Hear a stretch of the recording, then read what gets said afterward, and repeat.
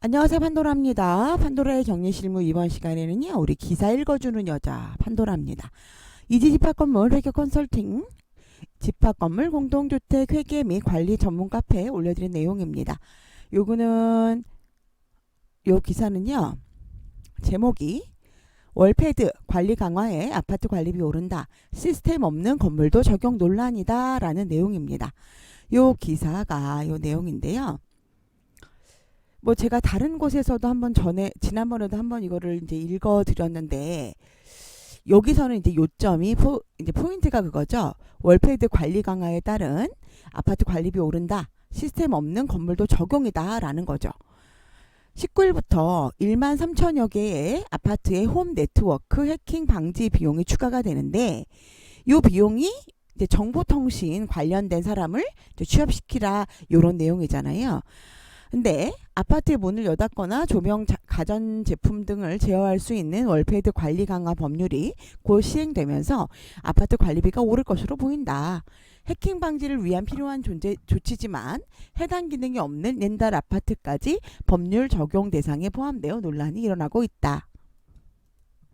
이게 300세대 이상이에요. 그래서 30일 과학기술정보통신부 등에 따르면 아파트 내 정보통신설비 관리 체계를 강화하는 정보통신공사업법의 개정안이 19일에 시행이 되는데, 일정 규모, 그러니까 300세대라고 알고 있는데, 등의 아파트 자격을 갖춘 정보통신 기술자를 의무적으로 배치하는 것이 핵심이다. 2021년 한 아파트에서 월패드 같은 지능형 홈 네트워크 시스템이 해킹당해 마련된 조치고, 당시 이 사건으로 집안 개인 사생활이 모두 노출될 수 있다는 두려움이 확산되기도 했다. 제가 요거를 사실은 여러분들, 제가 이쪽 전문가가 아니잖아요. 기술이나 이런 쪽 전문가가 아니어서 이런 관련된 그 아시는 분들하고 제가 좀 여쭤봤어요. 그랬더니 그분들이 이런 거를 이제 되게 궁금해 하시더라고요. 이런 공사나 이런 기술을 가지신 분들이 해킹을 여기 근무한다고 그래도 해킹을 할 수 있나요? 저한테 오히려 이렇게 물어보시더라고요. 그래서 저도 되게 궁금한 거예요. 이분들이 여기 근무를 한다. 정보통신공사를 했던 분들이 여기 이제 근무를 하게 되면 외부에서 우리를 해킹하는 거를 이분들이 찾아낼 수 있는 건가요? 저는 그게 되게 궁금하더라고요. 아니, 하는 이유가 그거잖아요. 그분들을 거기다가 배치하는 이유가 정보통신공사법에 따른 그 자격증이 있거나 자격이 있거나 공사를 하거나 이런 분들을 배치하는 이유가 요런 해킹하지 못하게 막는 거잖아요. 근데 저는 되게 이제 궁금한 게, 이제 그분들이 그렇게 얘기를 하시는 거예요. 이거를 방화벽을 설치를 해야지 이게 해킹이 안 되는 거지. 거기에 무슨 사람이 근무를 한다고 해서 해킹이 방지가 되나요? 저한테 물어보시더라고요. 그래서 저도 궁금하더라고요. 제가 잘 모르기 때문에 어쨌든 그런 이제 궁금증을 좀 가졌고요.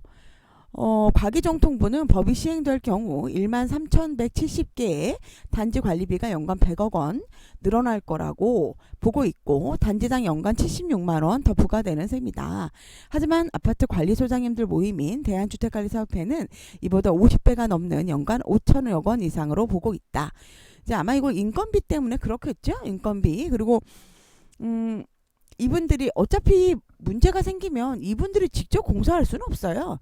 여러분들 아시겠지만 우리 그 아파트에 전기 과장님들이 있잖아요. 그리고 뭐 소방 기술 하시는 분들이 있지만 큰 공사가 있을 때는 다 외주를 줍니다.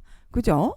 그분들이 고치시는 거는 되게 일부분이고 고치면 안 되죠, 사실은. 승강기는 또 승강기 보조 선임을 하지만 완전 법적으로 승강기는 그 승강기 업체에서만 고쳐야 돼요. 그리고 전기도 만약에 전기가 뭐 고장이 났거나 이런데 우리 과장님들이 가서 전기 과장님들이 가서 막 고칠 수는 없잖아요. 그다음에 소방도 마찬가지고 기계도 마찬가지고 다 어차피 외주를 줍니다. 이것도 역시 마찬가지가 되지 않을까라는 생각이 들고 있습니다. 단지당 부담액 비용이 그래서 3,500만 원이 넘게 돼 관리비가 크게 늘 것으로 주장을 했고요. 법 적용 대상도 논란인데, 과기 정통부는 300채, 우리는 300세대라고 하는데 300채 어쨌든 300세대 이상의 아파트 등 공동주택을 모두 포함시켰다. 300세대가 넘는다는 거는 의무단지라는 거죠. 이 가운데는 홈 네트워크 시스템도 없는 옛날 아파트도 있다. 옛날 아파트 굉장히 많죠, 여러분들. 홈 네트워크 뭐 인터폰 밖에서 안 눌리고 그냥 집 앞에서 띵동 누르고 이런 것들도 있잖아요. 이제 그런 아파트들까지도 포함됐다라는 거죠. 관련 부처인 국토교통부는 대상이 지나치게 넓다며 반발하고 있다. 대한주택관리사협회도 5만 1,000여 명의 반대 서명을 취합해 지난달 21일 과기정통부에 전달하기도 했다. 이에 대해 과기정통부는 다양한 의견을 수렴 중이라며 국토부 관계자들과 더 논의하겠다라고 이야기했다고 합니다.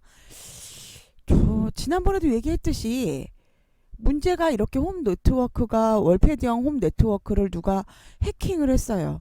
그러면 해킹을 막는 프로그램을 설치를 하고 처음에 이거를 회사에 처음에 아파트를 지을 때 그렇게 해킹을 못하도록 막는 것이 맞는 것이 아닐까라는 생각이 저는 하고 있고요.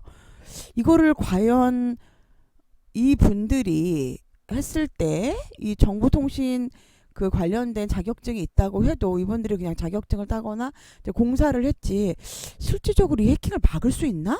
요런 좀 의구심이 저는 솔직히 들거든요. 그리고 만약에 대한주택관리사협회에서도 이렇게 5만 1,000명이라는 반대 서명을 취합했는데 엄청 많은 수잖아요.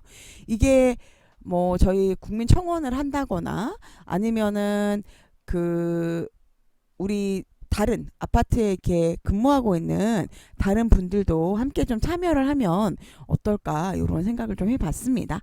어차피 저는 이런 전문적인 내용은 잘 모르기 때문에 그냥 일반적인 상식적으로 얘기를 하고 또 그다음에 근무하시는 기존 분들이나 아니면 이제 소장님들하고 얘기를 해서 이런 얘기를 좀 드렸는데요.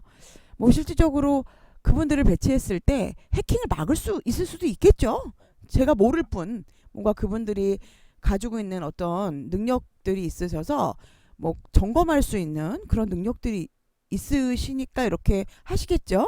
그죠? 그리고 이제는 이제 문제가 이제 정보통신에 관련된 거를 이제 다른 사람들이 하면 안 되거든요. 안 될 거예요. 그러다 보니까 이제 그 어떤 일부 지자체 우리 이제 주무관님하고도 얘기를 해봤더니 인터폰 교체 같은 건에 대해서도 이제 너희가 하면 안 된다. 이제 이게 본인 이제 이런 정보통신 관련된 업체에서 해야 된다. 이런 얘기를 하시더라고요. 이게 어디까지 사실은 이게 확산이 될지 저도 걱정이 좀 되고요. 이게 자격증을 땄는데 그게 좀 자격증 비용도 굉장히 좀 많이 들고 또 수천만 발행하는데도 좀 가격이 있다라고 저한테 따신 분들이 조금 얘기를 하시더라고. 부담이 된다라고 얘기를 하고 또 보수교육도 해야 되고 여러 가지 좀 건이 있을 것 같아요. 그러다 보니까 이게 과연 이런 거를 했을 때 얼마만큼의 도움이 될지 그것도 궁금하고요.